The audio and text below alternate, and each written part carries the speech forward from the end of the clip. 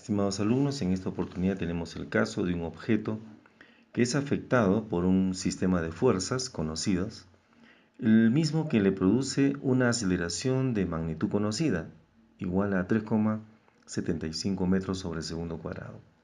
Se pide tres cosas. En la parte A, se pide establecer la dirección que presenta la aceleración del objeto como consecuencia de la aplicación de estas fuerzas. En la parte B, determinar cuál es la masa del objeto.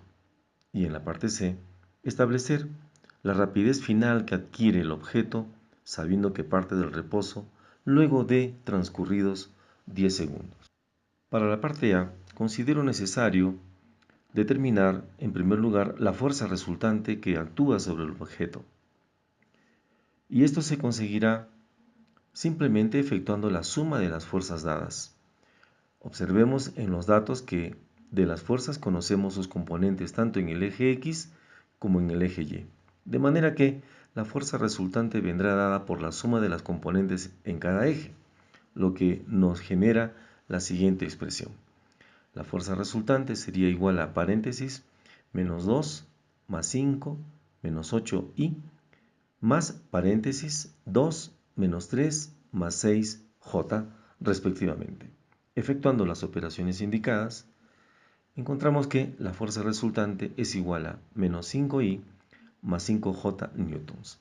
Quiere decir que la fuerza resultante tiene dos componentes, una ubicada en el eje X hacia el lado negativo, igual a 5 newtons, y otra componente de magnitud igual a 5 ubicada en el eje Y dirigido hacia arriba. De acuerdo con la segunda ley de Newton, sabemos que la fuerza resultante y la aceleración son dos vectores paralelos que apuntan en la misma dirección. Es decir, en el esquema que hemos elaborado, la fuerza resultante forma un ángulo θ con el eje más x que define su dirección y en consecuencia la dirección de la aceleración, que es paralela y de la misma orientación que la fuerza resultante, tiene como dirección también al ángulo θ. Para determinar este ángulo, aprovechamos esta propiedad geométrica. Θ es igual a 180 grados menos el ángulo alfa, ángulo que queda determinado en un triángulo rectángulo cuyos catetos son precisamente las componentes de la fuerza resultante, de magnitudes 5 y 5. De manera que el ángulo θ resulta ser igual a 180 grados menos el arco cuya tangente es igual a 5 entre 5. Recordando que esta última expresión es igual a 45 grados y efectuando las operaciones indicadas, encontramos que el ángulo θ que define la dirección de la aceleración es de 135 grados.